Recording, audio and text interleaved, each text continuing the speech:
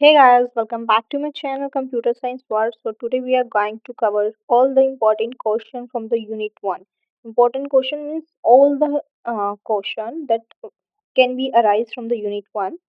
We are going to cover that in this lecture, okay, according to data structure and AP syllabus from unit 1.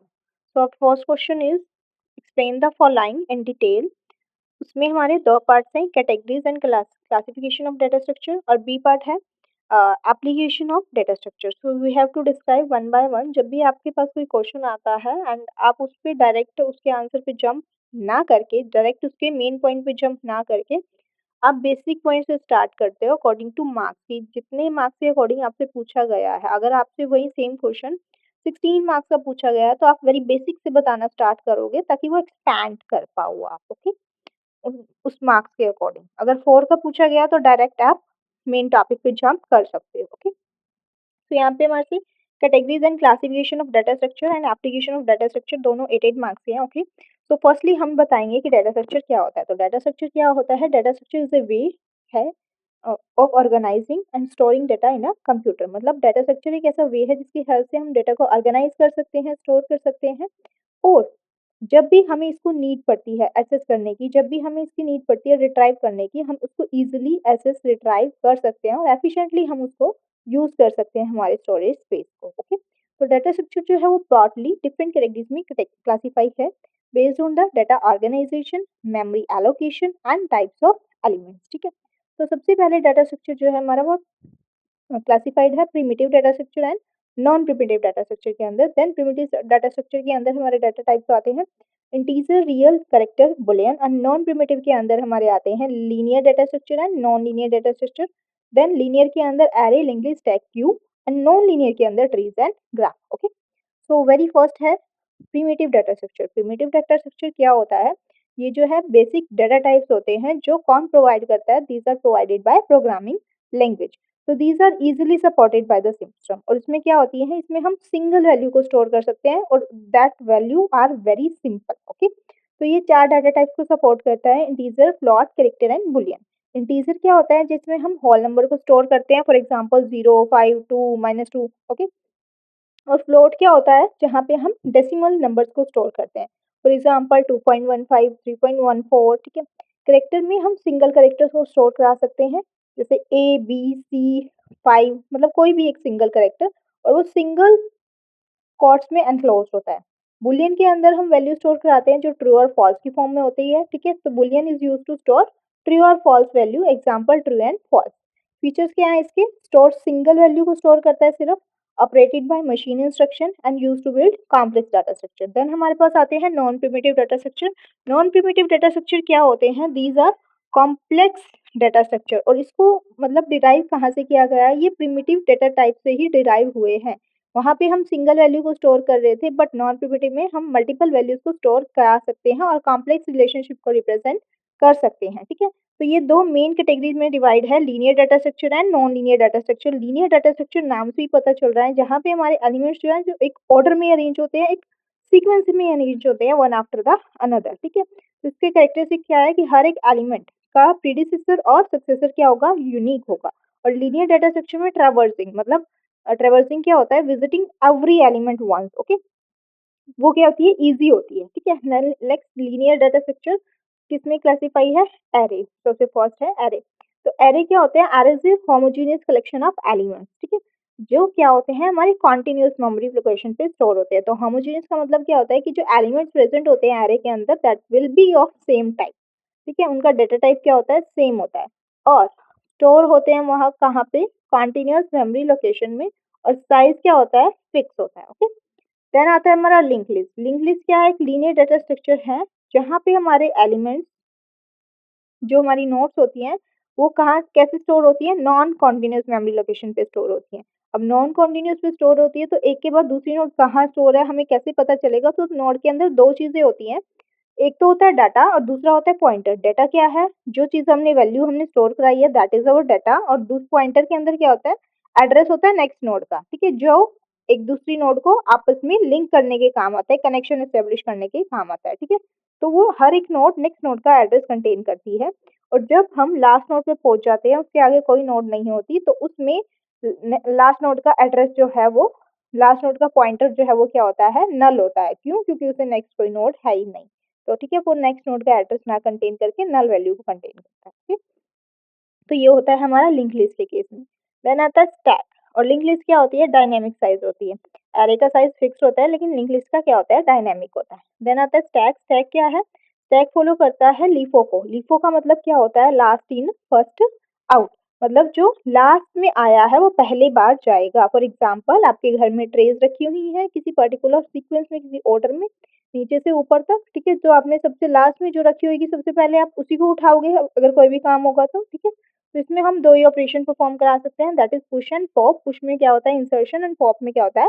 Deletion. Okay, next है Q. Q क्या होता है? Linear data structure होता है ये भी, but ये LIFO को ना फॉलो करके किसको फॉलो करता है? फीफो को। फीफो का मतलब क्या होता है? First in and first out. इसमें क्या है? This means the element inserted first is the first one to be removed. जो एलिमेंट सबसे पहले इंसर्ट हुआ है उसी को ही सबसे पहले रिमूव किया जाएगा, और इसमें ऑपरेशन परफॉर्म होते हैं enqueue and dequeue. Next है non linear data structure. Non linear data structure क्या होते हैं कि एलिमेंट्स जो है वो नाम से पता चल रहा है सीक्वेंस में अरेंज नहीं होते, उनको हम क्या बोलते हैं? नॉन लीनियर डाटा स्ट्रक्चर बोलते हैं। और इसकी कैरेक्टरिस्टिक्स क्या है कि one element can be connected to multiple elements. एक एलिमेंट जो है वो मल्टीपल एलिमेंट से कनेक्टेड होता है, और ये हायरार्किकल रिलेशनशिप को शो करते हैं। ये कॉन्टिन्यूस मेमोरी लोकेशन पे स्टोर ना होके ये क्या करते हैं? सीक्वेंस में स्टोर ना होके ये हायरार्किकल रिलेशनशिप को शो करते हैं। ठीक है, तो इसमें टाइप्स आते हैं हमारे ट्रीज एंड ग्राफ। ट्रीज आपको पता है कि इनहेरिटेंस टाइप की स्ट्रक्चर को शो करता है, हायरार्किकल टाइप के स्ट्रक्चर को शो करते हैं, जिसमें हमारी रूट्स होती है और नोड्स होती है। फॉर एग्जांपल के लिए हमारा बाइनरी ट्री है, बीएसटी है। नेक्स्ट है ग्राफ। ग्राफ में क्या होती है? हमारी वर्टिसेस होती हैं और एजेस होती हैं, जो किसको रिप्रेजेंट करता है? नेटवर्क रिलेशनशिप को रिप्रेजेंट करने का काम करता है। नेक्स्ट है static and dynamic data structure. Static data structure वो होते हैं जिनका साइज जो है कंपाइल टाइम पे क्या कर दिया जाता है?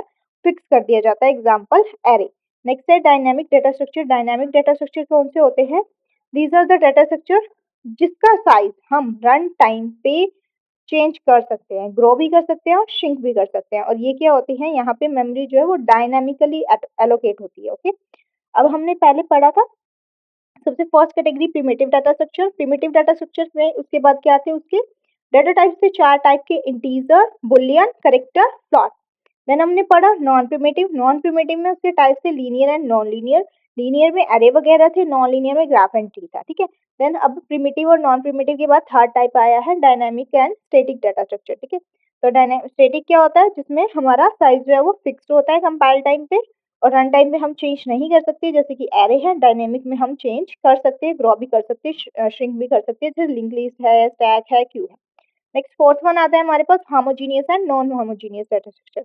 तो होमोजीनियस डाटा स्ट्रक्चर कौन से होते हैं? जिसमें सारे के सारे एलिमेंट्स जो है उनका डाटा टाइप क्या होता है? सेम होता है। ठीक है, जैसे एरे ऑफ इंटीजर है। Next non homogeneous. Non homogeneous में मतलब जितने भी एलिमेंट प्रेजेंट होते हैं उनका सबका डाटा टाइप क्या होता है? डिफरेंट होता है। Example structure and class. Next है application of data structure. Applications of data structure कौन सी होती है? डाटा स्ट्रक्चर कहाँ कहाँ यूज हो रहा है। ओके, तो ये बी पार्ट है हमारा। तो इसमें क्या बताना है कि हमें कहाँ कहाँ पे यूज हो रहा है। तो डेटा स्ट्रक्चर हमारा डेटा को ऑर्गेनाइज करने में यूज होता है, मैनेज करने में एफिशिएंटली यूज होता है, सर्चिंग, इंसर्शन, डिलीशन परफॉर्म करने में यूज होता है। ठीक है, और अलग अलग फील्ड्स में यूज होता है। तो सबसे पहला फील्ड जहाँ पे हमारा डाटा स्ट्रक्चर यूज होता है ऑपरेटिंग सिस्टम। ऑपरेटिंग सिस्टम में डेटा स्ट्रक्चर कैसे यूज होता है? रिसोर्सेज को मैनेज करने के लिए यूज होता है एफिशिएंटली। ठीक है, कि सीपीयू जो है कब किसको मिलेगा, मतलब प्रोसेस कौन सी प्रोसेस को मिलेगा, एक प्रॉपर ऑर्डर में प्रोसेस को हैंडल करने के लिए, सीपीयू एलोकेट कराने के लिए हम किसका यूज करते हैं? डाटा स्ट्रक्चर का यूज करते हैं। किसपे? ऑपरेटिंग सिस्टम में।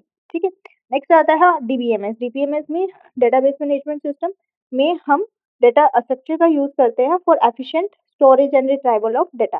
डेटा को एफिशिएंट वे में स्टोर कराने के लिए और रिट्राइव कराने के लिए। Next compiler design. Compiler design में हम डेटा स्ट्रक्चर का यूज करते हैं हाई लेवल कोड को मशीन लेवल कोड में कन्वर्ट करने के लिए। ओके, नेक्स्ट है कंप्यूटर नेटवर्क। कंप्यूटर नेटवर्क में हम डेटा स्ट्रक्चर का यूज करते हैं नोड्स के बीच में, एजेस के बीच में कम्युनिकेशन लिंक को एस्टेब्लिश करने के लिए, और एल्गोरिथम में शॉर्टेस्ट पाथ फाइंड आउट करने के लिए भी हम डेटा स्ट्रक्चर का यूज करते हैं। Artificial intelligence. आर्टिफिशियल इंटेलिजेंस में हम डिसीजन मेकिंग एबिलिटी के लिए और प्रॉब्लम सॉल्विंग के लिए डेटा स्ट्रक्चर का यूज करते हैं। नेक्स्ट है फाइल सिस्टम मतलब कि डाटा को ऑर्गेनाइज करने के लिए फाइल्स वे में और हायरार्की फॉर्म में ऑर्गेनाइज करके स्टोर कराने के लिए हम डाटा स्ट्रक्चर का यूज करते हैं। नेक्स्ट है कंप्यूटर ग्राफिक्स में हम डाटा इमेजेस वगैरह को स्टोर कराने के लिए, ठीक है, आप कॉम्प्लेक्स ऑब्जेक्ट्स को स्टोर कराने के लिए हम किसका रिप्रेजेंट कराने के लिए हम किसका यूज करते हैं, डाटा स्ट्रक्चर का यूज करते हैं। सर्चिंग है, सॉर्टिंग है, ठीक है, तो इनके इनमें भी हम किसका यूज करते हैं, डाटा स्ट्रक्चर का यूज करते हैं। डिफरेंट डिफरेंट हमारे सर्चिंग सॉर्टिंग एल्गोरिथम होते हैं, सब में डाटा स्ट्रक्चर यूज होता है। नेक्स्ट वेब ब्राउजर्स में भी हम डाटा स्ट्रक्चर का यूज करते हैं। कैसे? वेब ब्राउजर में स्टैक का यूज होता है। Stack means LIFO, LIFO means last in first out, मतलब जो ब्राउजर आप सबसे जो पेज आप सबसे लास्ट में खोलोगे आपको उसको सबसे पहले बंद करना पड़ेगा, देन आप दूसरे वाले पे जा पाओगे, देन आप दूसरे वाले को बंद कर पाओगे। नेक्स्ट है real time system. Real time system कैसे में हम डाटा स्ट्रक्चर को कैसे यूज करते हैं कि हमारे पास बहुत सारे टास्क है, ठीक है, उनको प्रियोरिटी बेस्ड, ठीक है, कि कौन सा टास्क कितना जरूरी है, प्रायोरिटी देके उनको मैनेज करने के लिए हम रियल टाइम सिस्टम में भी डाटा स्ट्रक्चर का यूज करते हैं। नेक्स्ट क्वेश्चन आता है differentiate between linear and non linear data structure, homogeneous and non homogeneous data structure, primitive and non primitive data structure, static and dynamic data structure. तो इसमें अगर आपको इस टाइप का क्वेश्चन कभी भी मिलता है तो आप डायरेक्टली डिफरेंस नहीं लिखते हो, सबसे पहले डिफाइन करते हो that what is linear data structure, then what is non linear data structure with example, then उनके डिफरेंसेस के बारे में आप बताते हो। ठीक, तो लीनियर डाटा स्ट्रक्चर क्या होता है पता है आपको, ऑलरेडी हमने यही पढ़ा है, जिसमें सारे एलिमेंट्स क्या होते हैं, सीक्वेंस में अरेंज होते हैं। और नॉन लीनियर क्या होता है, जिसमें एलिमेंट जो है वो सीक्वेंस में अरेंज नहीं होते, हायरार्किकल फॉर्म में, नेटवर्क फॉर्म में अरेंज होते हैं। ठीक है, अगर यही पार्ट, अभी तो ये पार्ट 4 मार्क्स का है, अगर यही पार्ट आपका 8 मार्क्स का पूछा जाए तो आप जो इसके एग्जाम्पल है array, link list, tag, Q, उसको भी डिफाइन करके अपने क्वेश्चन का एक्सपेंड कर सकते हो। ठीक है, तो लीनियर नॉन लीनियर आपको पता ही है। ठीक है, नेक्स्ट हम डिफरेंस पढ़ते हैं कि लीनियर डाटा स्ट्रक्चर में जो एलिमेंट्स है सीक्वेंशियल ऑर्डर में अरेंज होते हैं, नॉन लीनियर में हायरार्किकल फॉर्म में अरेंज होते हैं। हर एक एलिमेंट का प्रीडिसेसर और सक्सेसर जो है वो लीनियर डाटा स्ट्रक्चर में डिफरेंट होता है, बट यहाँ पे हमारे मल्टीपल कनेक्शन एस्टेब्लिश हो रहे होते हैं नॉन लीनियर में, तो इट माइट बी पॉसिबल कि कोई सेम हो।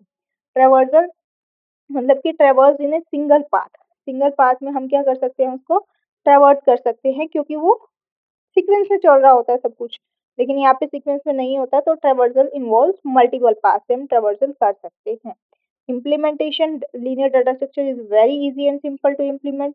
नॉन लीनियर डाटा स्ट्रक्चर जो है उसको इम्प्लीमेंट करना कॉम्प्लेक्स है।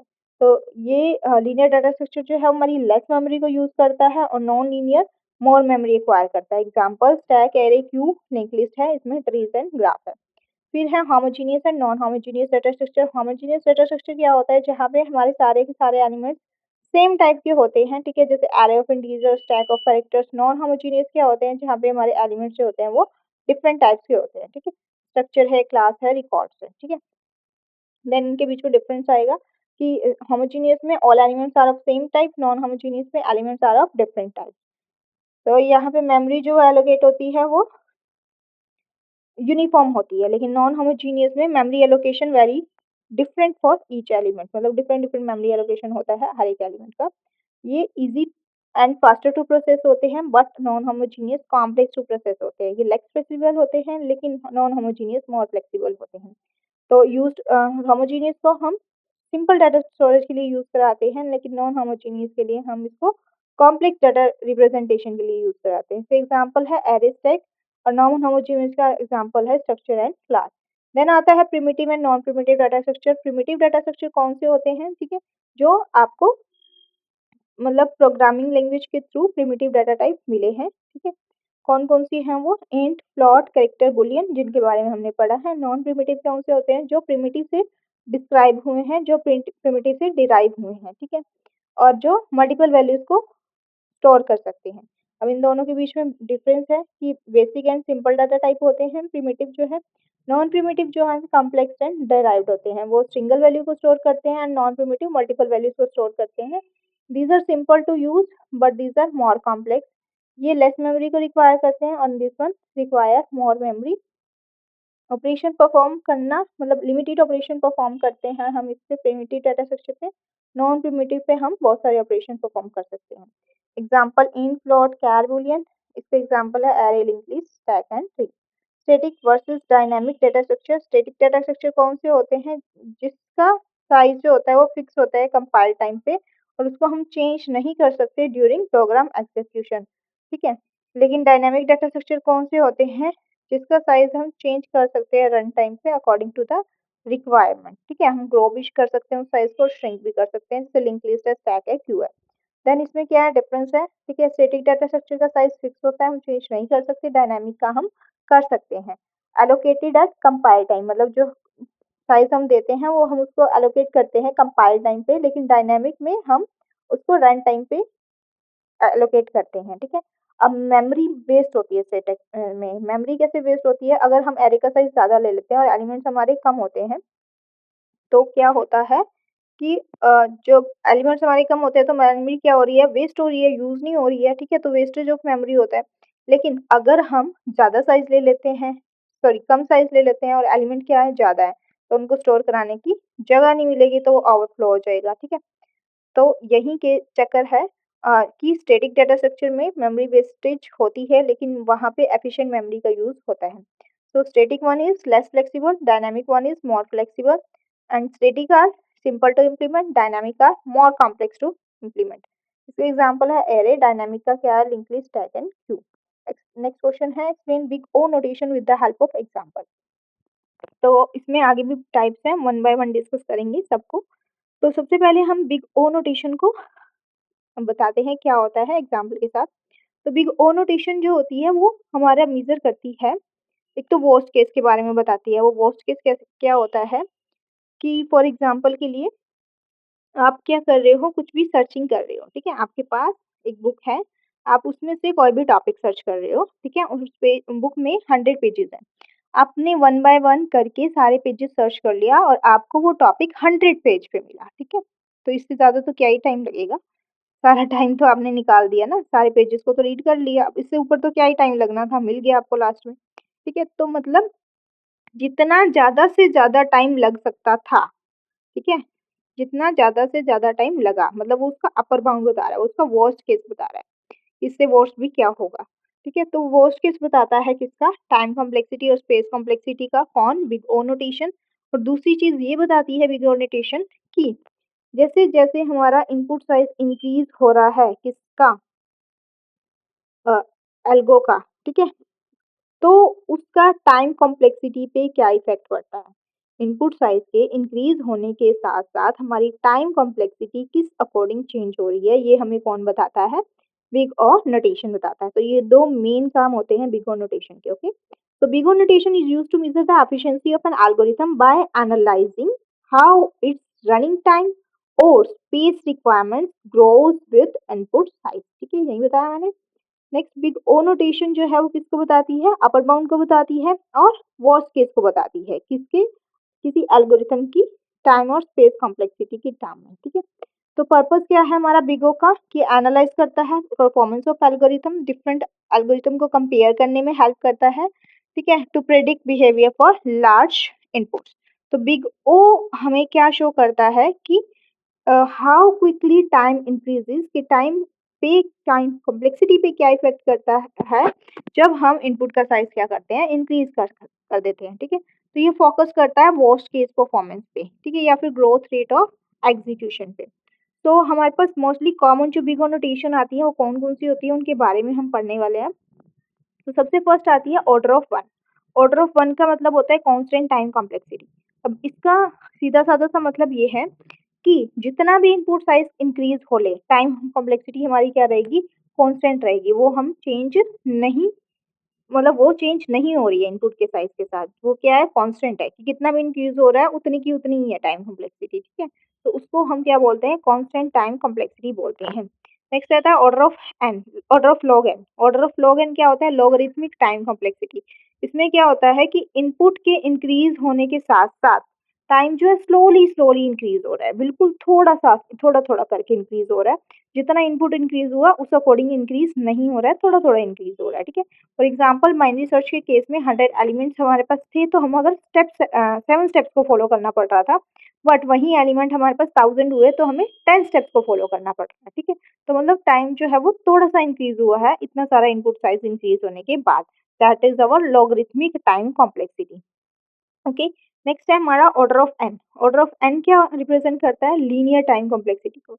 लीनियर टाइम कॉम्प्लेक्सिटी क्या होती है कि when the number of operation increases, मतलब वो जो है इनपुट के डायरेक्टली प्रोपोर्शनल होती है टाइम कॉम्प्लेक्सिटी। जितना जितना इनपुट इंक्रीज होगा उतनी ही हमारी टाइम कॉम्प्लेक्सिटी इंक्रीज होगी। इनपुट डबल हुआ, time complexity will also get double. ठीक है, 10 एलिमेंट्स के लिए अगर हमें 10 स्टेप्स फॉलो करने पड़ रहे हैं तो 1000 एलिमेंट्स के लिए हमें 1000 स्टेप्स फॉलो करने पड़ेंगे। ठीक है, नेक्स्ट है order of n log n. अब order of n log n क्या रिप्रेजेंट करता है? Linearithmic time complexity. Linearithmic time complexity क्या होता है? An algorithm has order of log n, मतलब ये कॉम्बिनेशन है किसका? लीनियर और लॉगरिथमिक ग्रोथ का। अब इसमें क्या होता है, ये एक्चुअली इन दोनों के बीच का होता है। किन दोनों के बीच का? लीनियर टाइम के बीच का और क्वाड्रेटिक टाइम के बीच का। कि लीनियर में तो क्या है, डायरेक्टली प्रोपोर्शनल है, जितना वो इंक्रीज हो रहा है उतना वही इंक्रीज हो रहा है। ठीक है, लेकिन क्वाड्रेटिक में क्या है कि थोड़ा सा इनपुट इंक्रीज हुआ उसका डबल हमारी टाइम कॉम्प्लेक्सिटी इंक्रीज हो रही है। तो इनके बीच के दोनों का जो होता है ना कि इनपुट जो है हमारा इंक्रीज हो रहा है लेकिन टाइम कॉम्प्लेक्सिटी थोड़ी जल्दी जल्दी इंक्रीज हो रही है। ठीक है, बट एग्जैक्टली जब डबल हो रही है तो वो क्या बन जाती है? क्वाड्रेटिक टाइम बन जाती है। ठीक है, तो इनके बीच का जो दोनों का होता है उसको हम लीनियर टाइम कॉम्प्लेक्सिटी बोलते हैं। तो ये हमारे 5 केसेस हैं किसके? बिग नोटेशन को मेजर करने के। ठीक है, अब नेक्स्ट है एग्जाम्पल ऑफ बिग नोटेशन। अब एग्जाम्पल ऑफ बिग नोटेशन में क्या है कि एन स्क्वेयर प्लस 3n+5, हम ऑल टर्म्स को आइडेंटिफाई करते हैं। टर्म्स कौन कौन सी है हमारे पास? एन स्क्वेयर, एक 3n है और एक 5 है। अब हम इग्नोर कर देते हैं कांस्टेंट को और स्मॉलर टर्म को। ठीक है, तो डोमिनेंट टर्म हमारी क्या आ गई है? N square. अब हम राइट बिग ओ। ठीक है, तो बिग ओ की वैल्यू यहाँ पे क्या होगी? ऑर्डर ऑफ एन स्क्वेयर, क्योंकि वही हमारी बड़ी वैल्यू है। तो इसका मतलब ये है कि अगर इनपुट साइज इंक्रीज हो रहा है तो टाइम कॉम्प्लेक्सिटी एकदम से क्या हो रही है? डबल हो रही है, क्वाड्रेटिक में जा रही है। ठीक है, तो नेक्स्ट इसी का ही पार्ट था। बी कोनोटेशन के बाद नेक्स्ट पार्ट है इसका बी पार्ट। बी पार्ट का भी फर्स्ट पार्ट है कि the complexity of an algorithm, कि कॉम्प्लेक्सिटी ऑफ एल्गोरिथम क्या होता है। ठीक है, और उसकी नोटेशन के बारे में आपको बताना है, उसको कैसे नोट, किस नोटेशन से हम डिनोट करते हैं।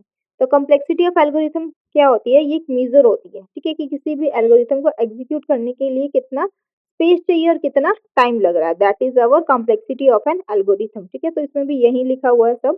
ठीक है, the complexity of an algorithm refers to the major of the amount of time and space complexity required by an algorithm to execute. तो मेन पॉइंट ऑफ व्यू हमारा यही है। ठीक है, तो अब इसको डिनोट करने के लिए, इसको काउंट करने के लिए हम 3 नोटेशन का यूज करते हैं। तो 3 नोटेशन कौन कौन सी होती है? एक होती है बिग ओ, एक होती है बिग ओमेगा, एक होती है बिग थीटा। बिग ओ हमने जो पढ़ी है that is the same thing. ठीक है, बिग ओ या big O is the same thing. Okay, तो बिग ओ किसको डिनोट कर रही थी? हमारा वर्स्ट केस बता रही थी, अपर बाउंड बता रही थी कि ज्यादा से ज्यादा टाइम लग रहा है। ठीक है, बुक वाला एग्जांपल दिया था मैंने कि आप टॉपिक सर्च कर रहे हो, 100 पेजेस की बुक है तो वो आपको 100 पेज पे टॉपिक मिल रहा है, तो इससे ज्यादा तो क्या ही टाइम लगेगा, इससे अपर बाउंड तो क्या ही होगा, इससे वर्स्ट केस तो क्या ही होगा। This is actually the worst case. Okay, then आती है हमारी big omega notation. Big omega notation क्या होती है? सबसे बेस्ट केस। सबसे बेस्ट केस का मतलब अगर आप कुछ सर्च कर रहे हो उस बुक में से और आपने फर्स्ट पेज खोला और आपको वही टॉपिक मिल गया, तो इससे इजीएस्ट वे तो क्या ही होगा, that is the lowest bound. और ये किसको रिप्रेजेंट करता है? बेस्ट केस टाइम कॉम्प्लेक्सिटी को रिप्रेजेंट करता है। कौन? Big omega. ओके, नेक्स्ट आती है हमारे पास बिग थीटा। बिग थीटा क्या है? मिडल वैल्यू बताती है।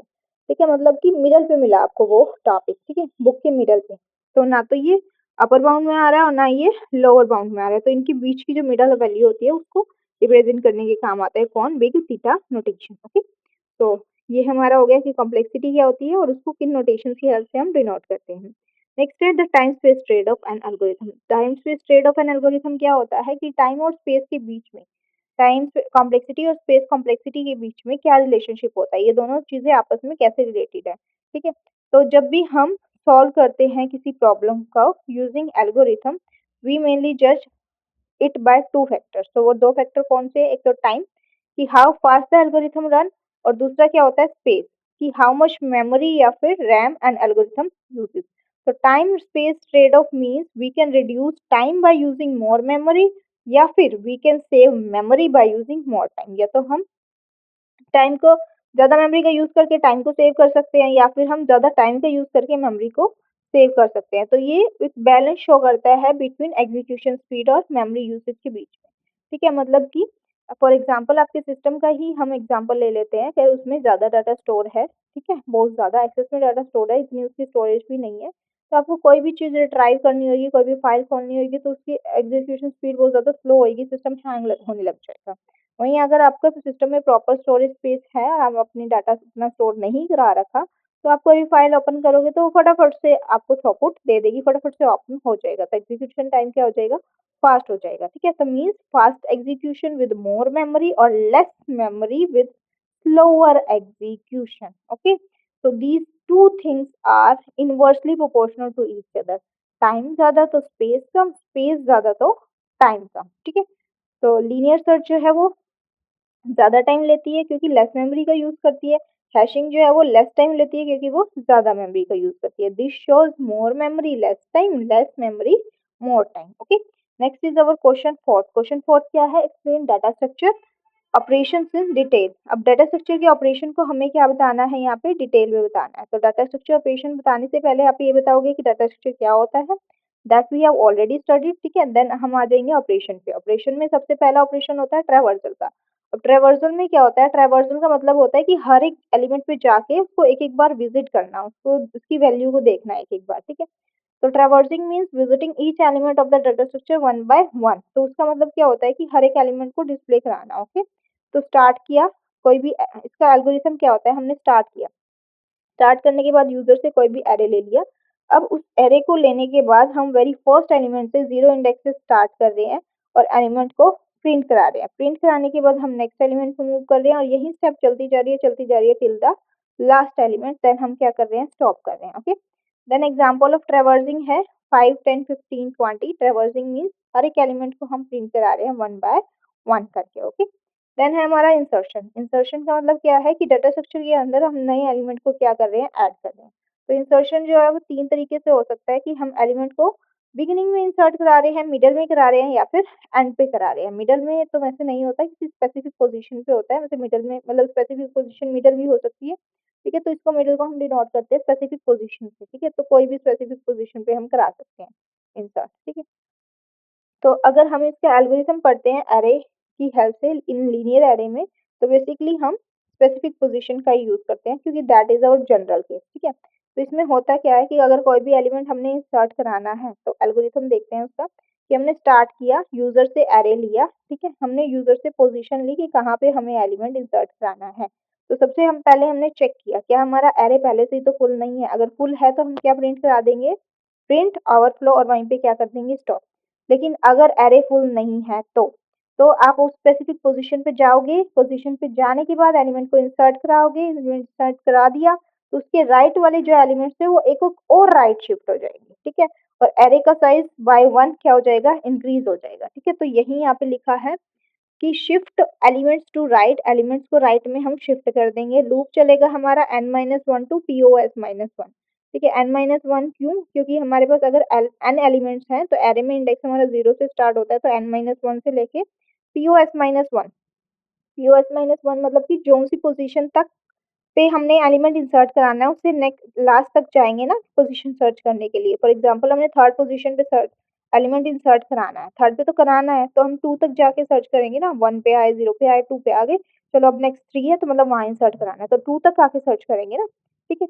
तो मतलब कि अब जो ए आई की वैल्यू थी, जो आई इंडेक्स की वैल्यू थी वो अब कहाँ शिफ्ट हो जाएगी, राइट में शिफ्ट हो जाएगी। मतलब जो आई इंडेक्स की वैल्यू थी वो i+1 वाली बन जाएगी, ओके, क्योंकि एक एक एलिमेंट हमारा राइट में शिफ्ट हो रहा है। अब हमने राइट वाले सारे एलिमेंट एक एक और राइट कर दिए, ठीक है। वो इंसर्ट वाली पोजीशन जहाँ पे इंसर्ट करना था वो खाली हो गई, वहां पे हमने अपनी आइटम को इंसर्ट करा दिया और हमने क्या करा, एरे का साइज इंक्रीज कर दिया बाय वन और वहीं पे क्या करा दिया, हमने स्टॉप करा दिया। तो ये होता है इंसर्शन इन लीनियर एरे, ठीक है। तो इसमें एक एग्जांपल भी दे रखा है, फॉर एग्जांपल 10, 20, 30, 40। अगर हमने 25 इंसर्ट कराना है थर्ड पोजीशन पे तो हमने 30 को 40 की पोजीशन में मूव किया, 40 को एक और राइट में मूव किया, पोजीशन खाली होगी, हमने एलिमेंट को इंसर्ट करा दिया और एरे का साइज बाय वन क्या कर दिया, इंक्रीज कर दिया, ठीक है। नेक्स्ट हमारा ऑपरेशन आता है डिलीशन का।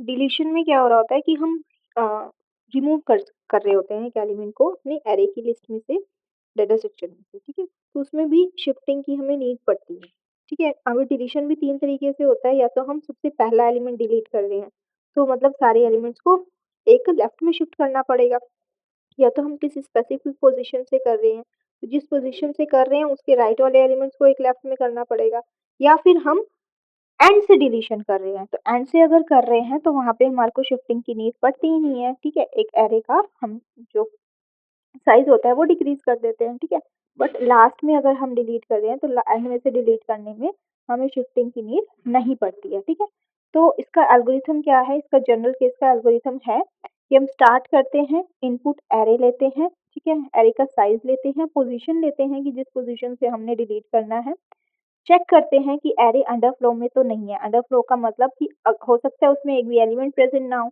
अगर एलिमेंट ही प्रेजेंट नहीं होगा तो हम डिलीट कहाँ से करेंगे। ठीक है, तो अगर ऐसा है एंड जो है हमारा जीरो है, एरे का साइज अगर हमारा जीरो है तो हम प्रिंट करा देंगे कि वो अंडरफ्लो है, तो वहाँ पे हम स्टॉप कर देंगे। ठीक है, अदरवाइज हम एक एलिमेंट को कहाँ शिफ्ट करेंगे, लेफ्ट में शिफ्ट करेंगे। ठीक है, और जो आई पोजीशन पे एलिमेंट था, और जो आई माइनस पोजिशन वन पोजिशन पे हमारा एलिमेंट, आई पोजिशन पे एलिमेंट जो हमारा था एक लेफ्ट में शिफ्ट करना ना, तो अब वो आई माइनस वन पे चला जाएगा। ठीक है, ओके, और एरे का साइज हम क्या कर देंगे, एलिमेंट को डिलीट करने के बाद एरे का साइज क्या कर देंगे, डिक्रीज कर देंगे। ओके, तो हम उसके बाद क्या कर देंगे, अपने एल्गो को स्टॉप कर देंगे। ठीक है, फिर इसके एग्जांपल भी देख लो सेम वे में, 10 20 30 40 हमारे पास है। अगर हमने टू पोजीशन से एलिमेंट डिलीट करना है, टू पोजीशन से डिलीट करना है कि यानी कि हमें 20 को डिलीट करना है, 20 को डिलीट करना है तो हमने डिलीट किया और फिर 30 को 20 की पोजीशन पे शिफ्ट कर दिया, 40 को 30 की पोजीशन पे शिफ्ट कर दिया और एरे का साइज एक डिक्रीज कर दिया। ठीक है, तो यहाँ पे ये क्या हो गई है, हमारी डिलीशन परफॉर्म हो गई है। नेक्स्ट है सर्चिंग। तो सर्चिंग में क्या होता है कि हम किसी एलिमेंट की लोकेशन को फाइंड कर रहे होते हैं कि वो एलिमेंट लिस्ट के अंदर प्रेजेंट है या नहीं है, और अगर प्रेजेंट है तो वो कौन से इंडेक्स पे प्रेजेंट है। ठीक है, तो हमें वो इंडेक्स देना होता है। तो इसमें हम दो चीज़ों का यूज़ करते हैं, लीनियर सर्च और बाइनरी सर्च। तो ये क्वेश्चन हमारा अलग से ऑलरेडी है, तो यहाँ पे मैंने उसकी एल्गोरिथम्स नहीं दिए हैं, इनके एल्गोरिथम्स हम आगे पढ़ेंगे, सर्चिंग के भी और सॉर्टिंग के भी। सॉर्टिंग का मतलब क्या होता है कि जहाँ पे हम एलिमेंट्स को अरेंज कर रहे होते हैं आइदर असेंडिंग ऑर्डर में या फिर अरेंज कर रहे होते हैं डिसेंडिंग ऑर्डर में। ठीक है, तो इसमें भी हमारे पास तीन टेक्निक होती है, insertion sort, bubble sort, selection sort. ठीक है, तो इसमें हम तीन एल्गोरिथम होते हैं जो हमने आगे डिस्कस करे हुए हैं, तो वहां पे जाके तो बबल सॉर्ट के भी एल्गोरिथम हम अगले नेक्स्ट आने वाले क्वेश्चन में पढ़ेंगे। ठीक है, नेक्स्ट आता है हमारा मर्जिंग, मतलब सॉर्टिंग के जितने भी insertion sort, bubble sort, selection sort आगे पढ़ेंगे। नेक्स्ट आता है मर्जिंग। मर्जिंग में क्या होता है कि जहाँ पे हम मर्ज कर रहे होते हैं दो डाटा स्ट्रक्चर को, दो लिस्ट को। ठीक है, तो हम मतलब एक के बाद एक लिस्ट क्या हो जाती है, आपस में कंबाइन हो जाती है, मर्ज हो जाती है। ठीक है, तो इसमें पहले तो एग्जांपल देख लो कि एक एरे ए है हमारा, देन बी है, तो सी के अंदर हमने दोनों को क्या कर दिया, मर्ज कर दिया, कंबाइन कर दिया। ठीक है, तो इसी का एल्गोरिथम है, स्टार्ट करेंगे, दो एरेज लेंगे ए और बी और इनमें से नया एरे बनाएंगे। ठीक है, एक नया एरे बनाएंगे, उसमें क्या होगा, इन दोनों का मर्जिंग हो जाएगा। ठीक है, अगर ए का साइज एन है, बी का साइज एम है, तो एन प्लस एम हो जाएगा, किस में आ जाएगा, वो सी में आ जाएगा।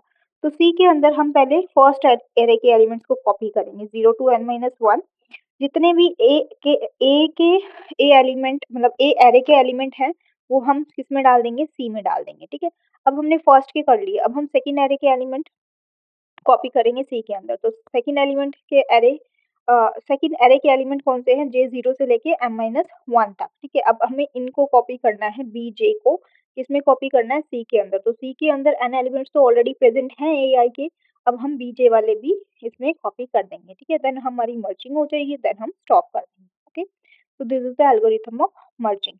नेक्स्ट क्वेश्चन है हमारा, what is an array, how to represent linear array in memory, explain multi dimensional array, parallel arrays and sparse arrays through suitable example. तो इसमें हमें बताना है कि एरे क्या होता है। तो एरे क्या होता है, it is a homogeneous collection of elements. ठीक है, मतलब सेम डेटा टाइप के होते हैं, कॉन्टिन्यूस मेमोरी लोकेशन पे स्टोर होते हैं। ठीक है, और इनको हम इंडेक्स वैल्यूज की हेल्प से रिप्रेजेंट करते हैं, और इंडेक्स जो है एरे में कहाँ से स्टार्ट होता है, जीरो से स्टार्ट होता है। ओके, तो ये सब चीजें आपको इसकी डेफिनेशन में बतानी है। ठीक है, और किस फॉर्म में स्टोर करा सकते हैं, इंट एड फाइव, मतलब कि इंट एरे का नाम और साथ में क्या होता है, साइज इज इक्वल टू में जो साइज दिया है उतने ही एलिमेंट्स हमने जो स्टोर कराने हैं उनकी एग्जैक्ट वैल्यूज। ओके, नेक्स्ट है representation of linear array in memory. तो हम एक सिक्वेंशियल मैनर में एरे को लीनियर एरे को स्टोर कराते हैं मेमोरी के अंदर, जैसे इसमें नीचे दे रखा है एग्जांपल में, ठीक है, कि 0 इंडेक्स पे 1000 एलिमेंट स्टोर है, फर्स्ट इंडेक्स पे 1004 एलिमेंट स्टोर है, सेकंड पे ये स्टोर है, थर्ड पे ये स्टोर है। तो इस टाइप से हमारी कंटीन्यूअस मेमोरी लोकेशन पे जो एलिमेंट है वो स्टोर होते हैं, ठीक है। और मान लो कि हमें किसी पर्टिकुलर एलिमेंट का एड्रेस फाइंड आउट करना है, तो उसको निकालने का फॉर्मूला क्या है, base address plus I cross size of element. Base address आपको गिवन होगा कि बेस एड्रेस की स्टार्टिंग कहाँ से हो रही है, ठीक है। आई क्या होता है, हमारा इंडेक्स होता है कि टोटल कितने एरे के एलिमेंट हैं वो आ जाएंगे, इन टू में size of element. Size of element मतलब कि वो किस टाइप का है, वो साइज उसके टाइप पे डिपेंड करता है, ठीक है। नेक्स्ट है हमारा multi dimensional array. Multi dimensional array क्या होता है कि जैसे सिंगल डायमेंशनल एरे में या फिर वन डायमेंशनल एरे में हम एक सबस्क्रिप्ट का यूज करते हैं, एक इंडेक्स का यूज करते हैं, ठीक है। लेकिन मल्टी डायमेंशनल एरे में हम दो चीजों का यूज करते हैं, दो सबस्क्रिप्ट का यूज करते हैं, एक रो को रिप्रेजेंट करती है और दूसरी कॉलम को रिप्रेजेंट करती है, ठीक है। जैसे इसमें दे रखा है इंट एरे 2 3, ठीक है, तो 2 हमारे कॉलम्स रोज हैं और 3 हमारे क्या है, कॉलम्स हैं, ठीक है। तो यहाँ पे नीचे रिप्रेजेंट भी करके दिखा रखा है 2 रोज एंड 3 कॉलम्स, ओके। नेक्स्ट आता है हमारा पैरेलल एरेज। पैरेलल एरेज क्या होता है कि जहाँ पे हमारा इंडेक्स जो होता है वो क्या रहता है, सेम रहता है, बट उनके अंदर की जो एट्रीब्यूट्स होते हैं वो क्या होते हैं, डिफरेंट होते हैं, ठीक है। फॉर एग्जाम्पल के लिए यहाँ पे दे रखा है इंट रोल नंबर, कैर नेम, प्लॉट मार्क्स, ठीक है। तो इनकी सबकी वैल्यूज क्या है, 333 है, सबका साइज 333 है, ठीक है। तो 0 इंडेक्स पे सेम स्टूडेंट का रोल नंबर स्टोर है, सेम स्टूडेंट का नेम स्टोर है, सेम स्टूडेंट के मार्क्स स्टोर है। 1 इंडेक्स पे नेक्स्ट स्टूडेंट रिया जो है उसके रोल नंबर स्टोर है, उसका नेम स्टोर है, उसके मार्क्स स्टोर है, ठीक है। तो मतलब इंडेक्स जो है वो सेम चल रहा है बट एट्रीब्यूट्स में वेरी, ओके। नेक्स्ट क्या है, स्पार्स एरेज। स्पार्स एरेज क्या होते हैं, जिसमें सारे के सारे एलिमेंट्स आपके क्या होते हैं, जीरो होते हैं, ठीक है। और एक आधा एलिमेंट जो होता है वो नॉन जीरो होता है, तो उसको हम कुछ इस तरीके से रिप्रेजेंट करते हैं कि हमारी मेमोरी वेस्टेज ना हो। तो हम जीरो वाले को रिप्रेजेंट ही नहीं करते कि बाकी तो जीरो है, जीरो को रिप्रेजेंट करके क्यों अपनी मेमोरी वेस्ट करनी है। तो हम सिर्फ उसी एलिमेंट को, उन्हीं एलिमेंट को रिप्रेजेंट करते हैं जो क्या है, हमारे नॉन जीरो है। तो उनको रिप्रेजेंट करने का तरीका क्या होता है, फॉर एग्जाम्पल यहाँ पे दे रखा है 0 0 0 0 5 0 एंड 0 0 0। तो यहाँ पे जीरो वाली रो में सारे जीरो हैं, फर्स्ट वाली रो में 5 प्रेजेंट है, थर्ड वाली रो में कुछ नहीं है। फर्स्ट कॉलम में सारे जीरो, रो कॉलम में सारे जीरो हैं, फर्स्ट कॉलम में 5 प्रेजेंट है एंड थर्ड सेकंड कॉलम में भी सारे जीरो हैं। तो फर्स्ट रो में फर्स्ट कॉलम में जीरो इंडेक्स से स्टार्ट कर रहे हैं यहाँ पे हम, ठीक है। फर्स्ट रो में फर्स्ट कॉलम पे वैल्यू प्रेजेंट है 5, बाकी सारे क्या है, नॉन जीरोज हैं, ठीक है। तो उनको हम रिप्रेजेंट करेंगे ही नहीं क्योंकि मेमोरी वेस्ट होगी, ठीक है। तो इसको हम ऐसे रिप्रेजेंट कर देते हैं नॉन जीरो एलिमेंट को, इसी को ही हम स्पार्स एरे बोलते हैं, इसी को ही हम स्पार्स मैट्रिक्स बोलते हैं, ओके। नेक्स्ट क्वेश्चन है, what are the advantages and disadvantages representing a group of items as an array versus linear link list in detail. तो advantages and disadvantages of array versus link list, ठीक है। तो array versus link list में हमें यहाँ पे ये बताना है, एरे की एडवांटेजेस भी बतानी है और एरे की डिसएडवांटेज भी बतानी है, जो लीनियर लिंक लिस्ट की क्या हो जाएंगी, एडवांटेजेस हो जाएंगी, ठीक है। एरे की डिसएडवांटेज मतलब कि लिंक लिस्ट की एडवांटेजेस, ठीक है। तो सबसे पहले एरे के बारे में बताना है, एरे होता क्या है, ठीक है। और तो दैट यू ऑलरेडी नो, ठीक है। ये सब चीजें, एरे तो क्या होता है, एरे अभी तक हम डिस्कस यहीं करते हुए आ रहे हैं, ठीक है, तो ये पढ़ लेना। फिर उसके बाद हम पढ़ते हैं एडवांटेजेस ऑफ एरे। तो एडवांटेजेस ऑफ एरे में क्या है, डायरेक्ट एक्सेस, कि एरे के जितने भी एलिमेंट हैं हम उसको उसके इंडेक्स के थ्रू डायरेक्टली एक्सेस कर सकते हैं, ठीक है। नेक्स्ट क्या है, बेटर कैचे परफॉर्मेंस। तो इसकी मतलब जो एलिमेंट है वो किस पे होती है, कॉन्टिन्यूस मेमोरी लोकेशन पे स्टोर होते हैं, तो वो उनकी कैचे लोकेलिटी जो है वो क्या होती है, बहुत ज़्यादा बेटर होती है, क्योंकि वो कैचे में जाके स्टोर हो जाते हैं तो उनको लोड करने में इतना टाइम नहीं लगता है मेमोरी से, ठीक है। नेक्स्ट उसकी इम्प्लीमेंटेशन जो होती है वो बहुत ज़्यादा ईजी होती है, सिंपल होती है। Next, less memory overhead. Less memory overhead का मतलब क्या है कि लिंक लिस्ट में हमें डेटा के साथ साथ नेक्स्ट नोड के पॉइंटर को स्टोर कराना पड़ रहा था, लेकिन यहाँ पे कुछ नहीं होता, सिर्फ ओनली डेटा को स्टोर कराते हैं, नेक्स्ट पॉइंटर स्टोर नहीं होता। तो यहाँ पे लेस मेमोरी यूज हो रही है, ठीक है। तो ये तो क्या थी हमारी एडवांटेजेस ऑफ एरे। अब आता है डिसएडवांटेजेस ऑफ एरे, मतलब कि एडवांटेजेस ऑफ लिंक लिस्ट। मतलब अब इसकी डिसएडवांटेज क्या है एरे की, कि साइज क्या होता है, फिक्स्ड होता है, ठीक है। लेकिन लिंक लिस्ट का तो वेरी कर सकते हैं, डायनेमिक होता है, ठीक है। तो इसकी ये क्या है, एरे की सबसे बड़ी डिसएडवांटेज है। एरे में इंसर्शन जो है वो डिफिकल्ट होता है as compare to link list. Same deletion भी कॉस्टली होता है as compare to link list, और एरे में मेमोरी वेस्ट होती है या फिर ओवरफ्लो होता है। क्यों? अगर हम ज़्यादा मेमोरी ले लेते हैं, एरे का साइज जो है वो ज़्यादा हम ले लेते हैं स्टार्टिंग में, ठीक है, और एलिमेंट्स हमारे कम होते हैं तो मेमोरी जो है हमारी वेस्ट हो जाती है। अगर वहीं हम साइज कम लेते हैं और एलिमेंट ज़्यादा होते हैं तो ओवरफ्लो हो जाता है, ठीक है। तो ये चीज़ राइज होती है एरे में। So our next question is explain deletion in an array. Array में डिलीशन को एक्सप्लेन करना है। तो डिलीशन क्या होता है कि किसी स्पेसिफिक एलिमेंट को आप रिमूव कर रहे हो उस एरे में से, ठीक है, उस लिस्ट में से। अब टाइप्स ऑफ डिलीशन हमें पता है 3 टाइप का होता है, या तो हम बिगिनिंग से करा सकते हैं, या फिर हम एंड से करा सकते हैं, या फिर हम स्पेसिफिक पोजीशन से करा सकते हैं। अगर हम डिलीशन स्टार्टिंग से करा रहे हैं, बिगिनिंग से करा रहे हैं, तो पहला ही एलिमेंट अगर हम डिलीट करेंगे तो हमें सारे के सारे एलिमेंट्स को कहाँ शिफ्ट करना पड़ेगा? लेफ्ट में शिफ्ट करना पड़ेगा। So it is a very time consuming process, इसलिए इसकी टाइम कॉम्प्लेक्सिटी क्या होती है? Order of n. Same way में अगर हम डिलीशन एंड से करा रहे हैं, ठीक है, एंड से करा रहे हैं तो लास्ट में से एलिमेंट गया, बस एरे का साइज बाय 1 डिक्रीज कर दो, हमें कोई शिफ्टिंग की नीड नहीं है। So this is very simplest and fastest deletion operation. Okay, next आता है डिलीशन फ्रॉम स्पेसिफिक पोजीशन, कि किसी स्पेसिफिक पोजीशन से हम एलिमेंट को क्या करा रहे हैं? डिलीट करा रहे हैं। तो यूजर से हम वो स्पेसिफिक पोजीशन लेते हैं कि कौन सी पोजीशन से हमें एलिमेंट डिलीट कराना है। एलिमेंट को डिलीट कराते हैं, बाकी बचे हुए जो लेफ्ट राइट में एलिमेंट है उनको एक एक लेफ्ट शिफ्ट कर देते हैं, ठीक है, और स्टॉप कर देते हैं, हमारा काम वहीं खत्म हो जाता है, एरे का साइज बाय 1 डिक्रीज कर देते हैं, ठीक है। तो यहाँ पे भी शिफ्टिंग रिक्वायर्ड होती है, ये भी क्या लेती है? ज़्यादा टाइम लेती है, तो इसकी टाइम कॉम्प्लेक्सिटी भी क्या है? ऑर्डर ऑफ एन, ठीक है। तो algorithm for deletion, general case का एल्गोरिथम क्या है? हमने स्टार्ट किया, यूजर से पोजीशन ली कि कौन सी पोजीशन से हमें एलिमेंट डिलीट करनी है। हर एक एलिमेंट को 1 स्टेप लेफ्ट में मूव करना है उस पोजीशन से, ठीक है, क्योंकि एक एलिमेंट डिलीट हो गया तो बाकी के बचे हुए राइट वाले एक एक लेफ्ट में हो जाएंगे शिफ्ट, ठीक है। मतलब कि जो एलिमेंट i+1 पे प्रेजेंट था, अब वो कहाँ आ जाएगा? आई पोजीशन पे आ जाएगा, और एरे का साइज हम बाय 1 रिड्यूस कर देंगे और स्टॉप कर देंगे। सिंपल वर्ड्स में हम क्या कह सकते हैं? एक छोटी सी टेक्निक है, पोजीशन फाइंड करो जहाँ से एलिमेंट डिलीट करना है, एलिमेंट को लेफ्ट में शिफ्ट करो और एरे का साइज बाय 1 डिक्रीज कर दो। एग्जाम्पल भी गिवन है कि 5, 10, 15, 20, 25 है, हमने पोजीशन 2 से एलिमेंट को डिलीट करना है, मतलब 0, 1, 2 के अकॉर्डिंग हमें 15 वैल्यू को डिलीट करना है, ठीक है। तो हमने 15 को डिलीट किया, 20 को 15 पे शिफ्ट कर दिया, और 25 को 20 पोजीशन पे हमने क्या कर दिया? शिफ्ट कर दिया। तो नया एलिमेंट हमारा आ गया 5, 10, 20 एंड 25, ठीक है। नेक्स्ट इसकी एडवांटेजेस और लिमिटेशन भी है। एडवांटेजेस और लिमिटेशन क्या है कि डिलीशन फ्रॉम एंड क्या होती है? फास्ट होती है, एफिशिएंट होती है। डिलीशन फॉर बिगिनिंग और मिडल जो होती है वो स्लो होती है, क्योंकि उसमें शिफ्टिंग की रिक्वायरमेंट होती है, ठीक है।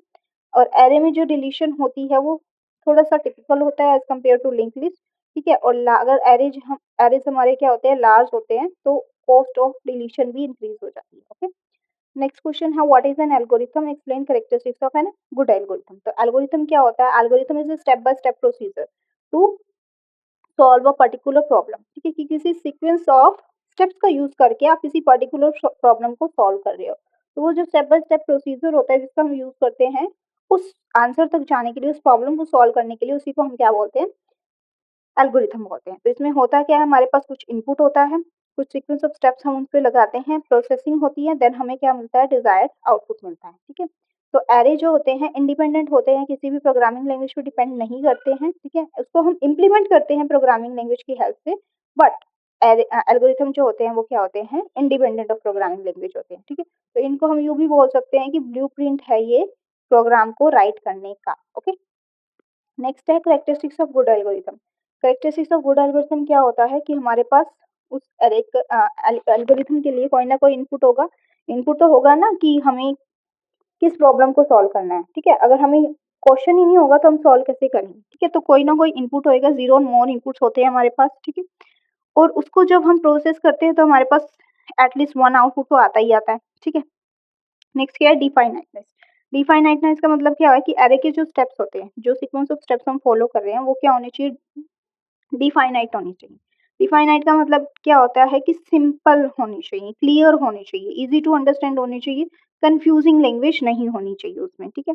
नेक्स्ट है फाइनाइटनेस। फाइनाइटनेस का मतलब क्या होता है कि स्टेप्स जो हैं वो इनफाइनाइट नहीं होने चाहिए, कि चलते जा रहे खत्म ही नहीं हो रहा और हमें हमारा रिजल्ट ही नहीं मिल रहा, ठीक है। तो वो क्या होने चाहिए? फाइनाइट होने चाहिए, ठीक है। और जो स्टेप्स हैं वो क्या होने चाहिए? इफेक्टिव होने चाहिए, कि जिनका यूज करना फिजिबल हो, पॉसिबल हो, जिनको यूज करके हम अपनी आउटपुट तक पहुंच सके, ठीक है। और वो क्या होनी चाहिए, एफिशिएंट होनी चाहिए, efficient in terms of time and space complexity. ऐसा नहीं है कि इतना ज़्यादा टाइम और स्पेस वो एक्वायर कर रहे हैं, उन तो स्पेस और टाइम कॉम्प्लेक्सिटी के टर्म में वो एफिशिएंट होने चाहिए। ओके, नेक्स्ट है explain operation on array, insertion, deletion, traversal and searching, जो हम पढ़ भी चुके हैं, ठीक है।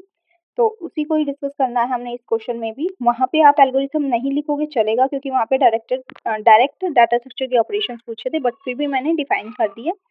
बट यहाँ पे एरे के ऑपरेशन पूछे हैं, तो यहाँ पे एल्गोरिथम लिखना इज मैंडेटरी। मैंने यहाँ पे दोबारा इसलिए नहीं लिखा है क्योंकि हम वहाँ पे पढ़ चुके हैं, बट यहाँ पे आपको एल्गोरिथम लिखना इज नेसेसरी। ओके, तो ऑपरेशंस आपको पता है कौन कौन से हैं, insertion, deletion, traversal and searching. सबसे पहले आते हैं हम इंसर्शन के ऊपर, ठीक है। एरे की डेफिनेशन लिख देना, ठीक है, फिर इंसर्शन पे। इंसर्शन का मतलब क्या होता है कि एक नए एलिमेंट को ऐड कर रहे हैं, ठीक है। तो एरे का साइज क्या होता है, फिक्स होता है, हमें पता है। तो सबसे पहले हम चेक करते हैं कि एरे जो है वो फुल तो नहीं है। अगर नहीं है तो स्पेसिफिक पोजीशन पे हम अपने एलिमेंट को क्या करा देते हैं, इंसर्ट करा देते हैं। जैसे हमने 15 को फर्स्ट पोजीशन पे इंसर्ट कराना था, देन 0 1, ठीक है, 0 1 के बाद 10 के बाद हमें इंसर्ट उसको करा दिया, ठीक है। तो सेम वे में नेक्स्ट ऑपरेशन है डिलीशन। डिलीशन का मतलब क्या होता है, deletion from a specific position से हम किसी एलिमेंट को क्या कराना चाह रहे हैं, डिलीट करा रहे हैं, ठीक है। वही 3 वे होते हैं, ठीक है। बट हम एल्गोरिथम मेनली अगर नहीं कहा गया है कुछ भी, तो मोस्टली हम स्पेसिफिक पोजीशन वाला एल्गोरिथम जनरल केस का जो होता है वही लिख के आते हैं, ठीक है। डिलीशन और इंसर्शन में मेनली, क्योंकि बाकी में तो होता ही है, ठीक है। तो डिलीशन क्या होता है कि रिमूव कर रहे हैं हम एलिमेंट को किसी स्पेसिफिक पोजीशन से, ठीक है। और आफ्टर डिलीशन हमें गैप को फिल करने के लिए शिफ्टिंग की रिक्वायरमेंट होती है। तो डिलीशन बिगिनिंग से भी हो सकती है, मिडल से भी हो सकती है, और स्पेसिफिक पोजीशन से भी हो सकती है, और एंड से भी हो सकती है। तो मोस्टली टाइम कॉम्प्लेक्सिटी डिलीशन के केस में क्या होती है, order of n. For example के लिए 10 20 30 40 है, 20 को डिलीट किया, 30 जो है वो 20 की पोजीशन पे आ गया, 40 जो है वो 30 की पोजीशन पे आ गया। नेक्स्ट है ट्रावर्सल। ट्रावर्सल का मतलब क्या होता है, visiting each element of the array one by one करके हम हर एक एलिमेंट को विजिट कर रहे हैं एरे के। It is use to display और process all the elements in the array. तो यहाँ पे हम डिस्प्ले कर रहे हैं और प्रोसेस कर रहे हैं सारे के सारे एलिमेंट्स को एरे के, और लूप का यूज करके। और इसमें टाइम कॉम्प्लेक्सिटी क्या होती है, ऑर्डर ऑफ एन, ठीक है। नेक्स्ट है हमारी सर्चिंग। सर्चिंग का एल्गोरिथम जो है हम नेक्स्ट में पढ़ने वाले हैं। सर्चिंग का मतलब क्या होता है कि हम किसी पर्टिकुलर एलिमेंट को सर्च कर रहे हैं और उसका इंडेक्स क्या है वो डिटरमाइन करके हम यूजर को दे रहे हैं कि उसका इंडेक्स क्या आया है, ठीक है। तो वो हम नेक्स्ट क्वेश्चन में ही पढ़ लेंगे, तो इसलिए उन दोनों का एल्गोरिथम जो है मैंने यहाँ पे डिस्कस नहीं किया है, ठीक है। तो नेक्स्ट क्वेश्चन ही हमारा यही है, सर्चिंग, सर्च करना, ठीक है। Explain linear search and binary search with algorithm. तो ये सर्चिंग की दो टेक्निक्स होती हैं, लीनियर एंड बाइनरी सर्च, और उनके एल्गोरिथम को आपको क्या करना है, कंपेयर भी करना है, ठीक है।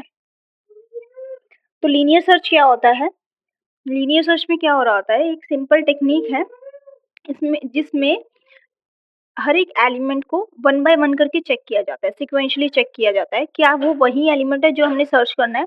हम सबसे फर्स्ट एलिमेंट से सर्च करना स्टार्ट करते हैं और कंटिन्यू करते हैं जब तक हमें हमारा डिजायर्ड एलिमेंट नहीं मिल जाता। मिल जाता है तो उसको उसकी पोजीशन रिटर्न कर देते हैं, नहीं मिलता है तो हम लिस्ट जब तक एंड नहीं होती है तब तक फाइंड आउट करते हैं, और फिर भी नहीं मिलता है तो हम ये प्रिंट करा देते हैं कि एलिमेंट नॉट फाउंड, ठीक है।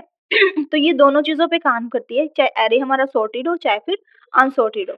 तो ये बहुत इजी होती है इम्प्लीमेंट करना, बट लार्ज डाटा सेट के लिए थोड़ा सा कॉम्प्लेक्स टास्क हो जाता है, ओके। तो इसका एल्गोरिथम भी बिल्कुल सिंपल है, स्टार्ट करेंगे सर्च करना, ठीक है। एरे लेंगे और जो एलिमेंट सर्च करना है वो सर्च करना स्टार्ट करेंगे। For I is equal to 0 to n-1, मतलब कि 0 से n-1 तक जितनी हमारी लिस्ट है वहां तक हम लूप चलाएंगे बार बार। और लूप में हम क्या सर्च कर रहे हैं कि हम सर्च कर रहे हैं कि जो एरे के इंडेक्सेस पे जो भी हमारे एलिमेंट स्टोर है, it is the same element की जो, क्या वो वही एलिमेंट है जो हमें सर्च करना था, तो हम रिटर्न कर देते हैं उस एलिमेंट को, पोजीशन को, ठीक है। लेकिन अगर हम पूरी लिस्ट ट्रैवर्स कर चुके होते हैं और हमें एलिमेंट नहीं मिलता तो हम क्या कह देते हैं, एलिमेंट नॉट फाइंड, और रिटर्न कर देते हैं -1 को, और वहीं पे स्टॉप कर देते हैं, ठीक है। फॉर एग्जाम्पल के लिए हमने 30 एलिमेंट सर्च करना है और हमें एरे दे रखा है 10 20 30 40। 10 पे गए मैच फाउंड नहीं हुआ, 20 पे गए मैच फाउंड नहीं हुआ, 30 पे गए मैच फाउंड हो गया, और हमें रिटर्न कर दिया कि हमारे इंडेक्स 2 पे है जो वो हमें वो एलिमेंट मिल गया तो उसकी पोजीशन क्या है, इंडेक्स 2। ओके, तो ये क्या होती है, हमारी लीनियर सर्च होती है। ओके, जहाँ पे हम वन बाय वन करके एलिमेंट को सर्च कर रहे होते हैं। इसकी बेस्ट केस कॉम्प्लेक्सिटी क्या है, ऑर्डर ऑफ 1, और वर्स्ट केस क्या है, ऑर्डर ऑफ n। ठीक है, नेक्स्ट है बाइनरी सर्च। बाइनरी सर्च में क्या होता है, हम एक टेक्निक यूज करते हैं जहाँ पे हम एलिमेंट को हाफ ऑफ डिवाइड करते हैं, मिडल से सर्च करना स्टार्ट करते हैं। ठीक है, तो बाइनरी सर्च जो है इज एफिशिएंट सर्चिंग टेक्निक जो सिर्फ काम करती है किस पे, सॉर्टेड एरे पे। यहाँ पे हम अपने एलिमेंट्स को डिवाइड करते हैं, एरे को डिवाइड करते हैं टू हाफ के अंदर, और जो एलिमेंट हमने सर्च करना होता है उसको हम मिडल वन से कंपेयर करते हैं। अगर मिडल वन एलिमेंट वही होता है जो हमने सर्च करना है तो हम उसका इंडेक्स रिटर्न कर देते हैं। अगर मिडल वाला एलिमेंट जो है वो बड़ा है, मिडल वाला, तो हम लेफ्ट में जाके सर्च करते हैं, मिडल वाला छोटा है तो हम राइट में जाके सर्च करते हैं। ठीक है, तो ये प्रोसेस चलती है यहाँ पे। अब हम मिडल वैल्यू कैसे निकालते हैं कैसे नहीं, पहले हम एग्जाम्पल देख लेते हैं, फिर हम इसका एल्गोरिथम स्टडी करेंगे। फॉर एग्जाम्पल के लिए इसमें दे रखा है एरे है 10 है 20 है 30 है 40 है 50। ठीक है, हमें सर्च करना है 30 को। हम चले इसकी मिडल पोजीशन निकालेंगे। मिडल पोजीशन हमने निकाली, तो मिडल पोजीशन कैसे निकालेंगे, इसमें जैसे 5 एलिमेंट है। ठीक है, तो first position is the lower bound and the fifth position is the upper bound. तो मिडल निकालने के लिए, मिडल निकालने का फॉर्मूला है लो प्लस हाई बाय में 2। तो low plus high by 2, low है 1, हाई है 5, 1 plus 5 by 2 that means 6 by 2 is equal to 3। ठीक है, तो मिड पोजीशन क्या आ गई, 3 आ गई। अब 3 पे हमारा क्या प्रेजेंट है, 30 है। ठीक है, 3 पोजीशन पे हमारा क्या प्रेजेंट है, 30 है, और 30 ही हमें सर्च करना था, तो अब तो मैच फाउंड हो ही गया है। ठीक है, फॉर एग्जाम्पल हमें 20 सर्च करना था। ठीक है, 20 सर्च करना था, लेकिन मिडल पे तो क्या है, 30 है। अब आगे क्या करेंगे हम, अब 30 क्या है, 20 से बड़ा है। 20 से बड़ा है तो हम लेफ्ट में जाके सर्च करेंगे। तो जब भी हम लेफ्ट में जाके सर्च कर रहे होते हैं तो हम मिड माइनस वन करते हैं। मिड माइनस वन का मतलब क्या है कि जो मिड वाला एलिमेंट है उसको रिमूव कर देते हैं, उसको हटा देते हैं। ठीक है, तो अब हमें 10 और 20 में से 20 मिल गया सेकंड पोजीशन पे। अगर ऐसे, वैसे तो साफ साफ दिख रहा है, अगर नहीं करना तो वापिस से इसका मिड निकाल लो। ठीक है, 1 प्लस 2 बाय में 2 करके 2.5 आएगी, दैट इज 20 हमारा आंसर आ जाएगा। अगर हम वही है कि हमें 40 सर्च करना है, अब तो ये तो लेफ्ट साइड वाला था कि हमने मिड को हटा दिया, क्योंकि मिड माइनस वन करते हैं जब हम लेफ्ट में सर्चिंग कर रहे होते हैं। अगर मान लो हमें 40 सर्च करना था, मिड पे आए, मिड पे तो 30 था, लेकिन हमें 40 सर्च करना है, तो हम अगर हम राइट में जाते हैं, राइट में जाते हैं तो हम करते हैं मिड प्लस वन। जब हम मिड प्लस वन कर रहे होते हैं तो हम 30 को बीच में इंक्लूड करेंगे। ठीक है, अब 30 40 50 तीन चीजें हैं हमारे पास, तो हम इसका मिड निकालेंगे। मिड निकालने के लिए हम क्या करेंगे, three fourth fifth position, third fourth fifth position है ना ये हमारी, तो हम थर्ड फोर्थ फिफ्थ नहीं लेके चलेंगे। हमने फर्स्ट टू को तो छोड़ दिया, अब हम लेंगे 1 2 3। तो 1 and 3, lower bound plus upper bound, 1 plus 3 by में 2, 4 बाय में 2, तो मिडल पोजीशन क्या आ गई, 40 आ गई, एंड 40 इज आवर एलिमेंट जो हमें सर्च करना था। ठीक है, तो वही है कि पहले हम मिडल पोजीशन निकालते हैं। अगर मिडल वाला एलिमेंट वही एलिमेंट है एग्जैक्टली जो हमें सर्च करना है तो हम उसकी पोजीशन को रिटर्न कर देंगे। अगर मिडल वाला एलिमेंट जो है बड़ा है उस एलिमेंट से जो हमने सर्च करना है तो हम लेफ्ट में फाइंड आउट करेंगे और मिड माइनस वन कर देंगे। अगर मिडल वाला एलिमेंट जो है वो छोटा है और हमारा एलिमेंट जो है वो क्या है, बड़ा है, जो हमें सर्च करना है, तो हम लेफ्ट राइट में सर्च करेंगे और मिड प्लस वन कर देंगे। ओके, देन सेम मिड निकालेंगे और अपनी पोजीशन को फाइंड आउट, एलिमेंट को फाइंड आउट कर लेंगे। ठीक, तो यही इसके एल्गोरिथम में राइट डाउन किया हुआ है। स्टार्ट किया, लो हमारा 0 है, हाई हमारा क्या है, n माइनस वन है। ठीक है, क्योंकि n नंबर ऑफ एलिमेंट्स होते हैं ना, बट एरे का इंडेक्स 0 से स्टार्ट हो रहा है तो n की जगह n माइनस वन हो जाती है। तो जब तक हाई हमारा ग्रेटर है लो से तो हम क्या निकालते रहेंगे, mid is equal to low plus high by में 2 if array mid is equal to key. ठीक है, अगर मिडल वाली ही हमारी एलिमेंट है तो हम रिटर्न कर देंगे उसकी पोजीशन पे कि हमें एलिमेंट मिल गया। अगर जो मिडल वाला है वो बड़ा है तो हम लेफ्ट में सर्च करेंगे, लेफ्ट में सर्च करते हैं तो मिड माइनस वन करते हैं। अगर मिडल वाला जो है वो छोटा है तो हम क्या कर देंगे, मिड प्लस वन कर देंगे। जब हम मिड राइट में सर्च करते हैं तो हम मिड प्लस वन करते हैं। ठीक है, अगर कहीं भी एलिमेंट नहीं मिल रहा है तो हम क्या करते हैं, कह देते हैं कि एलिमेंट नॉट फाउंड और रिटर्न कर देते हैं माइनस वन और वहीं पे स्टॉप कर देते हैं। Okay, I hope it is clear to you, but if you have any of the doubt in any of the topic, so then ask me in the comment section. I will provide a detailed video of that particular topic. Okay, as this is the PDF of all important question, तो इतना brief में हम नहीं जा रहे अभी के लिए। तो कंपैरिजन है लीनियर सर्च और बाइनरी सर्च का। लीनियर सर्च सीक्वेंशियल चेकिंग होती है, बाइनरी सर्च में डिवाइड एंड सर्च होता है टू हाफ में। ठीक है, लीनियर सर्च में हम वर्क कर रहे होते हैं एनी एरे पे, लेकिन बाइनरी सर्च में एरे हमें सॉर्टेड चाहिए होता है। लीनियर सर्च में हमारी और टाइम कॉम्प्लेक्सिटी होती है ऑर्डर ऑफ एन, लेकिन बाइनरी सर्च में हमारी टाइम कॉम्प्लेक्सिटी होती है ऑर्डर ऑफ लॉग एन।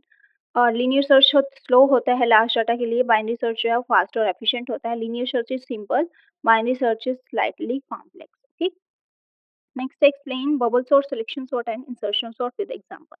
अब बबल सॉर्ट क्या होता है? बबल सॉर्ट एक सिंपल टेक्निक है जिसमें हम एडजेसेंट एलिमेंट को कंपेयर कर रहे होते हैं। ठीक है, और एडजेसेंट एलिमेंट को कंपेयर करने के बाद अगर हमें ये लगता है कि नेक्स्ट वन वाला एलिमेंट जो नीचे है वो ऊपर आना चाहिए, वो मिनिमम है, तो हम क्या कर देते हैं, उनकी स्वैपिंग करा देते हैं। उस एलिमेंट को उसकी करेक्ट पोजीशन पे ले जाता है। ठीक है, और ये प्रोसेस जब तक चलती रहती है जब तक हमारी पूरी लिस्ट सॉर्ट नहीं हो जाती। कैसे होता है पहले एग्जांपल देखते हैं। जैसे इसमें दे रखा है 5 3 2 4, 5 और 3 को कंपेयर किया, हमें लगा 3 आगे आना चाहिए, 5 पीछे आना चाहिए, स्वैप कर दिया। ठीक है, देन 5 और 2 को कंपेयर किया, और एवरी टाइम हम आगे बढ़ेंगे, वापस से पीछे नहीं आएंगे, वापस से हमें दोबारा से स्वैपिंग की नीड है पीछे, तो हम नेक्स्ट पास में जाके स्वैपिंग करेंगे। दोबारा दोबारा हम पीछे नहीं आएंगे, एक बार हम क्या करते हैं, फॉरवर्ड मूव करते हैं हमेशा। देन हम 5 और 2 को कंपेयर करेंगे, 2 आगे आना चाहिए, 5 पीछे आना चाहिए, कर दिया स्वैप। 5 और 4 में से 4 आगे आना चाहिए, 5 पीछे आना चाहिए, कर दिया स्वैप। एक बार हो गया, ठीक है, एक पास बन गया। एक पास के बाद हमें हमारे एलिमेंट सॉर्टेड नहीं मिले। दोबारा से पास 2 में 2 और 3 को कंपेयर करेंगे, 3 और 2 को कंपेयर करेंगे, 2 आगे आना चाहिए, 3 पीछे आना चाहिए, और सॉर्टिंग की नीड है नहीं, और एलिमेंट हमारे करेक्ट पोजीशन पे है, और हम स्वैपिंग परफॉर्म नहीं करेंगे। ठीक है, तो फाइनल सॉर्टेड एलिमेंट हमारा आ चुका, एरे हमारा आ चुका। अब इसका एल्गोरिथम देखो। अब इस एल्गोरिथम के अंदर हमने स्टार्ट किया, i is equal to 0 to n-1 के लिए लूप चलाया। अब उसमें क्या कह रहे हैं कि हम एडजेसेंट एलिमेंट को कंपेयर कर रहे हैं। तो जब हम एडजेसेंट एलिमेंट को कंपेयर कर रहे हैं, for j is equal to 0 to n-1-2, मतलब कि हर एक एलिमेंट तो हमारा ऑलरेडी करेक्ट पोजीशन पे जा चुका, i is equal to 0 to n-1 करके। ठीक है, और अब नेक्स्ट एलिमेंट, मतलब अब क्या है, नेक्स्ट एलिमेंट, दो एलिमेंट हमारे क्या हो चुके होंगे, सॉर्ट और हो चुके होंगे। ठीक है, हर बार हर एक लूप की वजह से हमारा एक एलिमेंट अपनी करेक्ट पोजीशन पे जा रहा है। ठीक है, तो अब इसमें क्या हो रहा होता है कि जो अगर j+1 जो है, ठीक है, j+1 पोजीशन पे, एडजेसेंट पोजीशन पे जो एलिमेंट प्रेजेंट है, अगर वो क्या है, छोटा है, और जे वाला क्या है, बड़ा है, तो हम क्या कर देते हैं, स्वैपिंग परफॉर्म करा देते हैं। जे वाला ऊपर आ जाता है और j+1 ना नीचे आ जाता है, मतलब जो छोटे वाला होता है वो ऊपर चला जाता है और जो दूसरा होता है वो नीचे आ जाता है, स्वैपिंग हो जाती है। ठीक है, तो फिर उसके बाद हम क्या कर देते हैं, स्टॉप कर देते हैं, और ये लूप तब तक चलता रहता है जब तक हमारी पूरी लिस्ट जो है वो सॉर्टेड नहीं हो जाती। ओके, नेक्स्ट है हमारा सिलेक्शन सॉर्ट। सिलेक्शन सॉर्ट में क्या होता है, हम रिपीटेडली सेलेक्ट कर रहे होते हैं स्मॉलेस्ट एलिमेंट को, और उसको बिगिनिंग पे प्लेस कर देते हैं। एक एलिमेंट सबसे छोटा ढूंढा, बिगिनिंग पे रख दिया, फिर उससे छोटा, उससे नेक्स्ट ढूंढा जो छोटा है, उसको सेकंड पोजीशन पे लिख दिया, फिर उससे नेक्स्ट ढूंढा, फिर उसको थर्ड पोजीशन पे रख दिया। ऐसे करके हम पूरी लिस्ट को सॉर्टेड कर देते हैं। ठीक है, कैसे होता है एग्जाम्पल के थ्रू देखते हैं। 5 3 2 4 में से सबसे छोटा 2 है। ठीक है, तो 2 को कहाँ आना चाहिए, 5 की पोजीशन पे आना चाहिए, 2 और 5 को स्वैप कर दिया। देन सबसे छोटा क्या है, 3 अपनी जगह पे ठीक है। देन 4 को 5 की पोजीशन पे आना चाहिए, तो हमने क्या कर दिया, दोनों की पोजीशन को स्वैप कर दिया और हमारे पास सॉर्टेड एलिमेंट आ गया। तो इसका एल्गोरिथम है, स्टार्ट किया, i is equal to 0 to n-1 के लिए लूप चलाया, मिनिमम एलिमेंट को फाइंड आउट किया और स्वैप कर दिया, एंड देन हम स्टॉप कर दिया। ठीक है, और ये लूप तब तक चलता रहेगा जब तक हमारी लिस्ट जो है वो सॉर्टेड नहीं हो जाती। ठीक है, नेक्स्ट लास्ट बचा है इंसर्शन सॉर्ट। इंसर्शन सॉर्ट में क्या होता है, ये कार्ड की तरह होता है। जैसे हम कार्ड खेल रहे होते हैं ना, हमें लगता है कि ये पत्ता जो है इस पोजीशन पे आना चाहिए, हम जो है उस पत्ते को उठाते हैं और उस पर्टिकुलर पोजीशन पे रख देते हैं। स्वैपिंग नहीं कर रहे हैं, कार्ड्स को करेक्ट पोजीशन पे रख रहे हैं।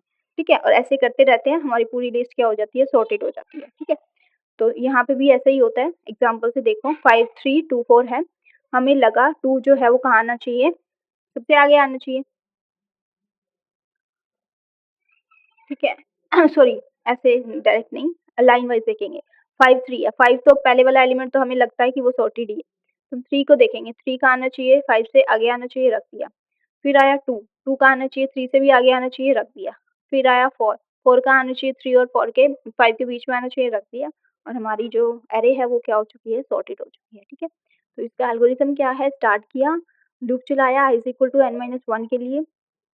ठीक है, पर्टिकुलर पोजीशन पे हमने इंडेक्स पे एलिमेंट देखा। ठीक है, उस एलिमेंट को हम क्या कर रहे हैं, स्वैप कर रहे हैं। ठीक है, अब उस एलिमेंट को हम उसकी पोजीशन पे रख रहे हैं, उस पर्टिकुलर पोजीशन पे।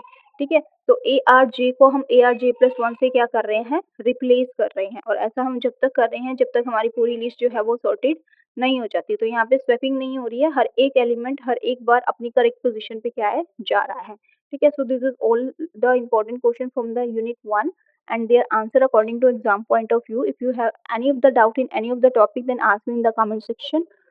Or if you want any detailed video of any particular topic, then ask me in the comment section. Like the video, subscribe the channel and share it with your friends. Thank you all guys. Soon I will come back with the questions of unit 2, 3 and 4. Okay, like the video please.